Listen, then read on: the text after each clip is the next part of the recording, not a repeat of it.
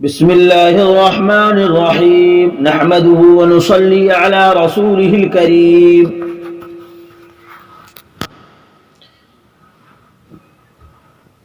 احسان کیا ہے؟ احسان کا مادہ حسن ہے، جس کے معنی عمدہ و خوبصورتی ہونے کے ہیں۔ احسان کا قرآنی نام تزکیہ ہے اور اس کے حصول کا طریقہ اور علم تصوف و سلوک کہلاتا ہے۔ حضور نبی کریم صلی اللہ علیہ وسلم کے اس فرمان کے مطابق احسان عبادت کی اس حالت کا نام ہے جس میں بندے کو دیدار الہی کی کیفیت نصیب ہو جائے، یا کم از کم اس کے دل میں یہ احساس جاگزی ہو جائے کہ اس کا رب اسے دیکھ رہا ہے۔ مسلم شریف کی حدیث ہے، ان تعبد اللہ کأنک تراہ فإن لم تکن تراہ فإنہ یراک۔ ایسی عبادت کرو کہ تم اللہ کو دیکھ رہے ہو۔ اگر یہ نہیں ہو تو یہ سوچنا چاہیے دل میں کہ اللہ ہمیں دیکھ رہا ہے۔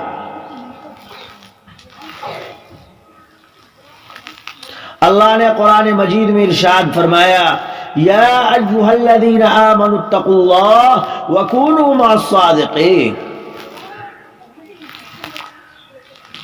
آیت کریمہ میں پہلے تقوی بیان ہے۔ تقوی کیا ہے؟ دراصل شریعت کے تمام احکام، حلال حرام پر سختی سے عمل کرنے کا نام ہے۔ اس سے پہلے آمنو میں عقائد و ایمانیات کا ذکر بھی آ گیا، یعنی اسلام پر مبنی شریعت کے تمام احکام کی تکمیل کے ساتھ ساتھ احسان کا ذکر کیا گیا، جو طریقت و تصوف کی طرف اشارہ ہے، جس سے مراد یہ ہے کہ اہل ایمان نہ صرف شریعت کے ظاہری احکام پر عمل کر کے اپنے باطنی احوال کو تقوی نور سے آراستہ کر کے، اور اگر تقوی کمزور پڑ جانے کا اندیشہ ہو، ڈر ہو، تو سچے بندوں کی سنگت اختیار کرے جو صادقین اور محسنین ہیں۔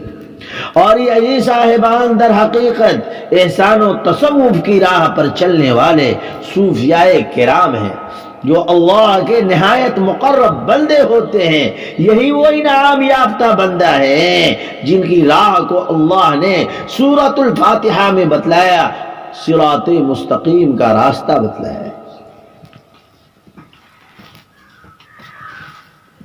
احسان کا استعمال تین معنی میں ہوتا ہے۔ کام میں احسان اور عمدگی کیا ہے؟ وضو کو خوبصورتی سے کیا، اچھے انداز سے کیا، اور رکوع سجود خشوع و خضوع کے ساتھ کر لیا، یہی تو احسان ہے۔ کام میں احسان اور عمدگی، ظاہر اور باطن دونوں میں خوبصورتی ہو۔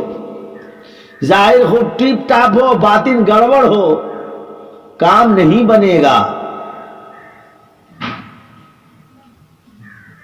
کہہ رہے ہیں کہ جو باطن کو بھی سنوارنے کی ضرورت ہے، ظاہر کو بھی سنوارنے کی ضرورت ہے۔ دونوں مزین رہے گا تو کام بنے گا۔ کام میں احسان اور عمدگی، لوگوں کے ساتھ احسان، کوئی بھی آیا، اپنا ہو پرایا ہو، سب کے ساتھ حسن سلوک کا معاملہ کرے۔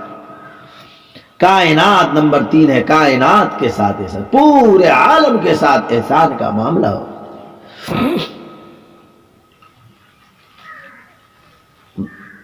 دعا فرمائے کہ اللہ تبارک و تعالی ہم سب کو بھی اس صفت سے متصف فرمائے۔ جزا اللہ عنا محمد صلی اللہ علیہ وسلم۔